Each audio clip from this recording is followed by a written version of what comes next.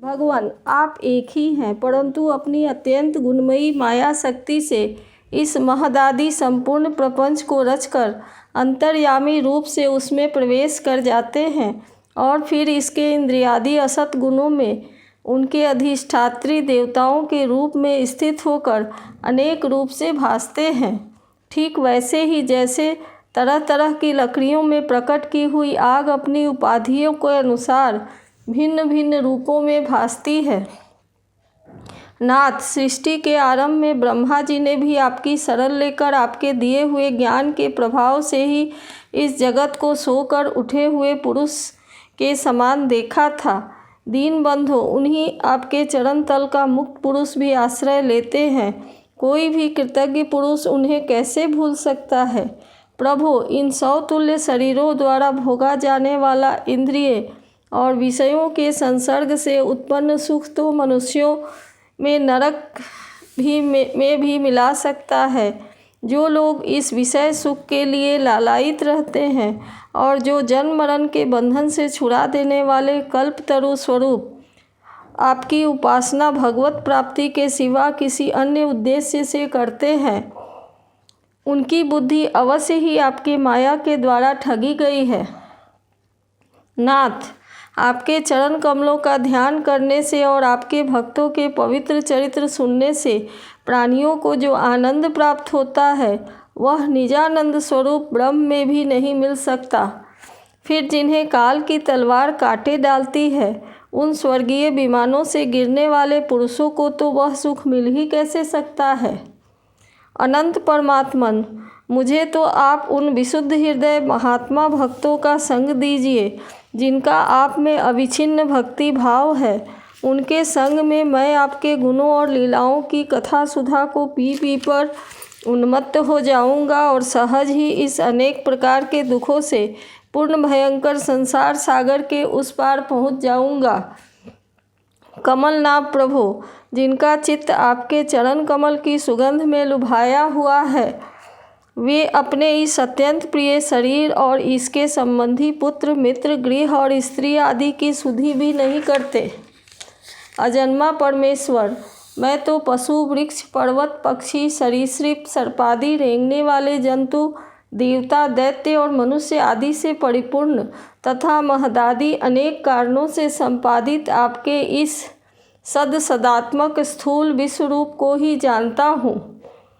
इसके परे जो आपका परम स्वरूप है, जिसमें वाणी की गति नहीं है, उसका मुझे पता नहीं है। भगवान, कल्प का अंत होने पर जोग निद्रा में स्थित जो परम पुरुष इस संपूर्ण विश्व को अपने उदर में लीन करके शेष जी के साथ उन्हीं की गोद में शयन करते हैं तथा जिनके नाभि समुद्र से प्रकट हुए सर्वलोकमय सुवर्ण वर्ण कमल के परम तेजोमय ब्रह्मा जी उत्पन्न हुए, वे भगवान आप ही हैं। मैं आपको प्रणाम करता हूँ। प्रभु, आप अपनी अखंड चिन्मयी दृष्टि से बुद्धि की सभी अवस्थाओं के साक्षी हैं तथा नित्य मुक्त शुद्ध सत्वमय सर्वज्ञ परमात्मन स्वरूप निर्विकार आदि पुरुष एवं तीनों गुणों के अधीश्वर हैं। आप जीव से सर्वथा भिन्न हैं तथा संसार की स्थिति के लिए यज्ञाधिष्ठाता विष्णु रूप से विराजमान है। आपसे ही विद्या अविद्या आदि विरुद्ध गतियों वाली अनेकों शक्तियाँ धारावाहिक रूप में निरंतर प्रकट होती हैं। आप जगत के कारण अखंड अनादि अनंत आनंदमय निर्विकार ब्रह्म स्वरूप हैं। मैं आपकी शरण में हूँ। भगवान, आप परमानंद मूर्ति हैं। जो लोग ऐसा समझकर निष्काम भाव से आपका निरंतर भजन करते हैं, उनके लिए राज्यादि भोगों की अपेक्षा आपके चरण कमलों की प्राप्ति ही भजन का सच्चा फल है। स्वामिन, यद्यपि बात ऐसी ही है तो भी गौ जैसे अपने तुरंत के जन्मे हुए बछड़े को दूध पिलाती है और व्याघ्रादि से बचाती रहती है, उसी प्रकार आप भी भक्तों पर कृपा करने के लिए निरंतर विकल रहने के कारण हम जैसे सकाम जीवों को भी कामना पूर्ण करके उनकी संसार भय से रक्षा करते हैं। श्री मैत्रेय जी कहते हैं, विदुर जी, जब शुभ संकल्प वाले मतिमान ध्रुव जी ने इस प्रकार स्तुति की। तब भक्त वत्सल भगवान उनकी प्रशंसा करते हुए कहने लगे। श्री भगवान ने कहा, उत्तम व्रत का पालन करने वाले राजकुमार, मैं तेरे हृदय का संकल्प जानता हूँ। यद्यपि उस पद का प्राप्त होना बहुत कठिन है, तो भी मैं तुझे वह देता हूँ, तेरा कल्याण हो। भद्र, जिस तेजोमय अविनाशी लोक को आज तक किसी ने प्राप्त नहीं किया, जिसके चारों ओर ग्रह नक्षत्र और तारागण रूप ज्योतिष चक्र उसी प्रकार चक्कर काटता रहता है जिस प्रकार मेढ़ी के चारों ओर दौड़ी के बैल घूमते रहते हैं।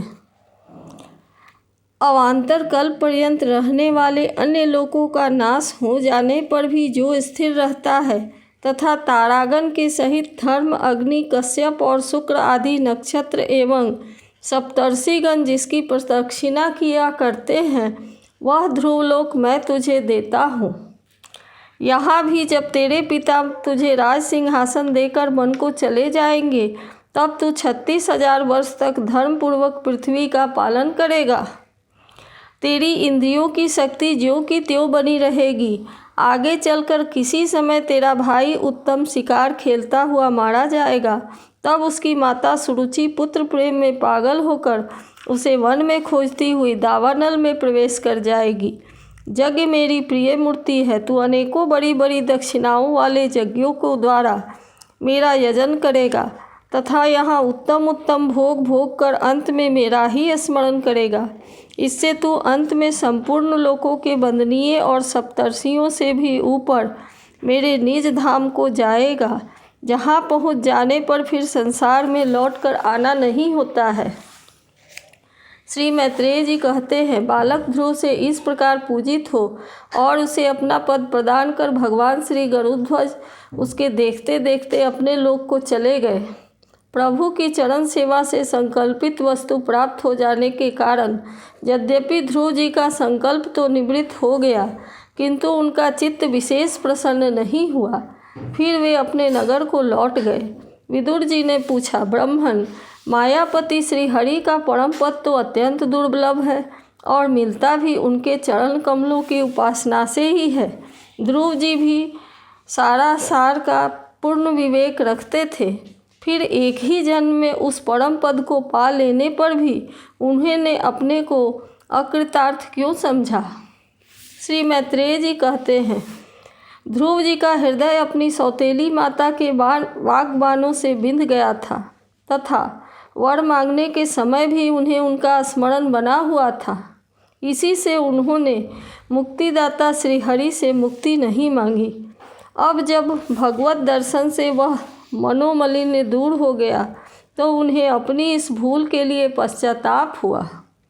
ध्रुव जी मन ही मन कहने लगे, अहो सनकादि उद्धरेता नैष्टिक ब्रह्मचारी सिद्ध भी जिन्हें समाधि द्वारा अनेकों जन्मों में प्राप्त कर पाते हैं, उन भगवत वचनों की छाया में मैं 6 महीने ही पा लिया, किंतु चित्त में दूसरी वासना रहने के कारण मैं फिर उनसे दूर हो गया। अहो मुझ मंद भाग्य की मूर्खता तो देखो, मैंने संसार पास को काटने वाले प्रभु के पाद पद्मों में पहुंचकर भी उनसे नाशवान वस्तु की याचना की। देवताओं को स्वर्ग भोग के पश्चात फिर नीचे गिरना होता है, इसलिए वे मेरी भगवत प्राप्ति रूप उच्च स्थिति को सहन नहीं कर सके, अतः उन्होंने ही मेरी बुद्धि को नष्ट कर दिया।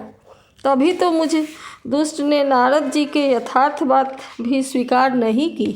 यद्यपि संसार में आत्मा के सिवा दूसरा कोई भी नहीं है, तथापि सोया हुआ मनुष्य जैसे स्वप्न में अपने ही कल्पना किए हुए व्याघ्रादि से डरता है, उसी प्रकार मैं भी भगवान की माया से मोहित होकर भाई को ही शत्रु मान लिया और व्यर्थ ही द्वेष रूप हार्दिक रोग से जलने लगा।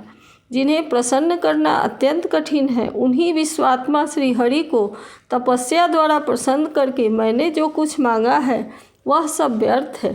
ठीक उसी तरह जैसे गतायु पुरुष के लिए चिकित्सा व्यर्थ होती है। ओह मैं बड़ा भाग्यहीन हूँ। संसार बंधन का नाश करने वाले प्रभु से मैंने संसार ही मांगा।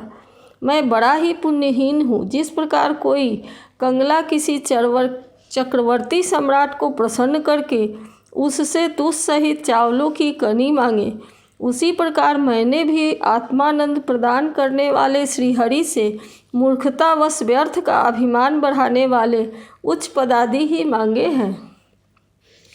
श्री मैत्रेय जी कहते हैं, तात तुम्हारी तरह जो लोग श्री मुकुंद पदारविंद मकरंद के ही मधुकर हैं, जो निरंतर प्रभु की चरण रज का ही सेवन करते हैं और जिनका मन अपने आप आई हुई सभी परिस्थितियों में संतुष्ट रहता है, वे भगवान से उनकी सेवा के सिवा अपने लिए और कोई भी पदार्थ नहीं मांगते।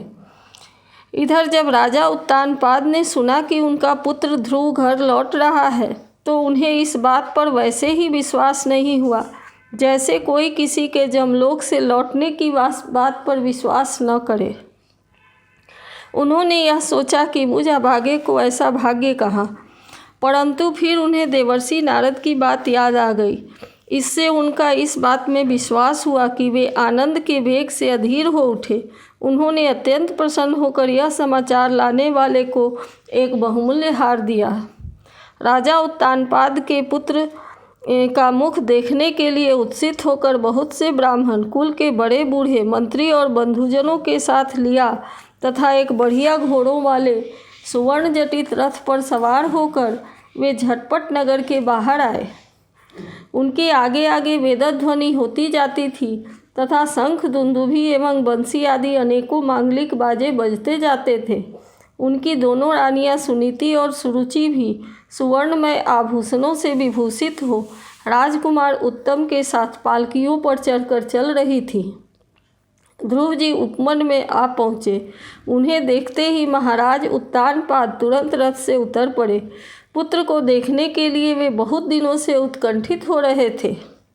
उन्होंने झटपट आगे बढ़कर प्रेमातुर हो लंबी लंबी सांसें लेते हुए ध्रुव को भुजाओं में भर लिया। अब ये पहले के से ध्रुव नहीं थे। प्रभु के परम पुनीत पाद पद्मों का स्पर्श होने से इनके समस्त पाप बंधन कट गए थे। राजा उत्तानपाद की एक बहुत बड़ी कामना पूर्ण हो गई। उन्होंने बार बार पुत्र का सिर सूंघा और आनंद तथा प्रेम के कारण निकलने वाले ठंडे ठंडे आंसुओं से उन्हें नहला दिया। तदनंतर सज्जनों में अग्रगण्य ध्रुव जी ने पिता के चरणों में प्रणाम किया और उनसे आशीर्वाद पाकर कुशल प्रश्नादि से सम्मानित हो वे दोनों माताओं को प्रणाम करने लगे। छोटी माता सुरुचि ने अपने चरणों पर झुके हुए बालक ध्रुव को उठाकर हृदय से लगा लिया और अश्रु गदगद वाणी से चिरंजीवी रहो ऐसा आशीर्वाद दिया। जिस प्रकार जल स्वयं ही नीचे की ओर बहने लगता है, उसी प्रकार मंत्री आदि गुणों के कारण जिस भगवान प्रसन्न हो जाते हैं, उसके आगे सभी जीव झुक जाते हैं। इधर उत्तम और ध्रुव दोनों ही प्रेम से विह्वल होकर मिले। एक दूसरे के अंगों का स्पर्श पाकर उन दोनों के शरीर में रोमांच हो गया तथा नेत्रों से बार बार आंसुओं की धारा बहने लगी। ध्रुव की माता सुनीति अपने प्राणों से प्यारे पुत्र को गले लगाकर सारा संताप भूल गई। उनके सुकुमार अंगों के स्पर्श से उसे बड़ा ही आनंद प्राप्त हुआ। वीरवर विदुर जी, वीर माता सुनीति के स्तन उनके नेत्रों से झरते हुए मंगलमय आनंदाश्रुओं से भीग गए और उनसे बार बार दूध बहने लगा। उस समय पूर्ववासी लोग उनकी प्रशंसा करते हुए कहने लगे, महारानी जी, आपका लाल बहुत दिनों से खोया हुआ था, सौभाग्यवश वह अब लौट आया। यह हम सबका दुख दूर करने वाला है, बहुत दिन तक भूमंडल की रक्षा करेगा। आपने अवश्य ही शरणागत भयभंजन श्री हरि की उपासना की है। उनका निरंतर ध्यान करने वाले धीर पुरुष परम दुर्जय मृत्यु को भी जीत लेते हैं। विदुर जी, इस प्रकार जब सभी लोग ध्रुव के प्रति अपना लाड़ प्यार प्रकट कर रहे थे, उसी समय उन्हें भाई उत्तम के सहित हथनी पर चढ़ाकर महाराज उत्तानपाद ने बड़े हर्ष के साथ राजधानी में प्रवेश किया। उस समय सभी लोग उनके भाग्य की बड़ाई कर रहे थे। नगर में जहाँ तहाँ मगर के आकार के सुंदर दरवाजे बनाए गए थे तथा फल फूलों के गुच्छों के सहित केले के खंभे और सुपारी के पौधे सजाए गए थे। द्वार द्वार पर दीपक के सहित जल के कलश रखे हुए थे, जो आम के पत्तों, वस्त्रों, पुष्पमालाओं तथा मोती की लड़ियों से सुसज्जित थे। जिन अनेकों परकोटों, फाटकों और महलों से नगरी सुशोभित थी, उन सबको सुवर्ण की सामग्रियों से सजाया गया था तथा उनके कंगूरे विमानों के शिखरों के समान चमक रहे थे। नगर के चौक, गलियों, अट्टारियों और सड़कों को झाड़ बुहार कर उन पर चंदन का छिड़काव किया गया था और जहाँ तहाँ खील, चावल, पुष्प, फल, जौ और अन्य मांगलिक उपहार सामग्रियाँ सजी रखी थी। ध्रुव जी राजमार्ग से जा रहे थे। उस समय जहाँ तहाँ नगर की शीलवती सुंदरियाँ उन्हें देखने को एकत्र हो रही थी। उन्होंने वात्सल्य भाव से अनेकों शुभाशीर्वाद देते हुए उन पर सफ़ेद सरसों, अक्षत, दही, जल, दुर्वा, पुष्प और फलों की वर्षा करने लगे।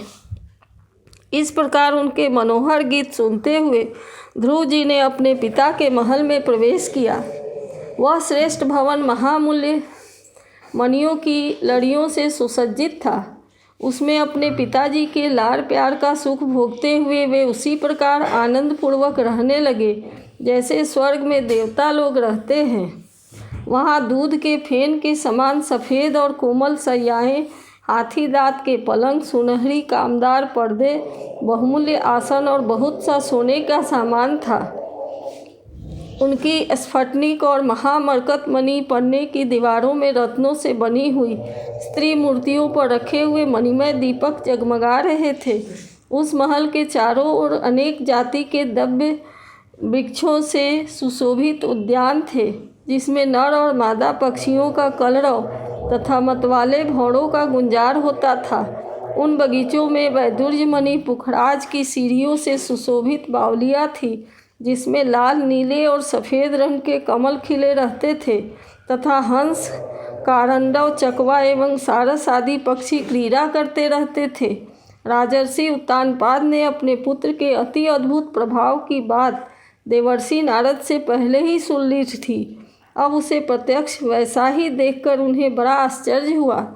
फिर यह देखकर कि अब ध्रुव तरुण अवस्था को प्राप्त हो गए हैं, अमात्य वर्ग उन्हें आदर की दृष्टि से देखते हैं तथा प्रजा का भी उन पर अनुराग है, उन्होंने उन्हें निखिल भूमंडल के राज्य पर अभिषिक्त कर दिया और आप वृद्धावस्था आई जानकर आत्मस्वरूप चिंतन करते हुए संसार से विरक्त होकर वन को चले गए। इति श्रीमद्भागवत महापुराणे पारमहंस्यां संहितायां चतुर्थस्कन्धे ध्रुवराज्याभिषेकवर्णनं नाम नवमोऽध्यायः।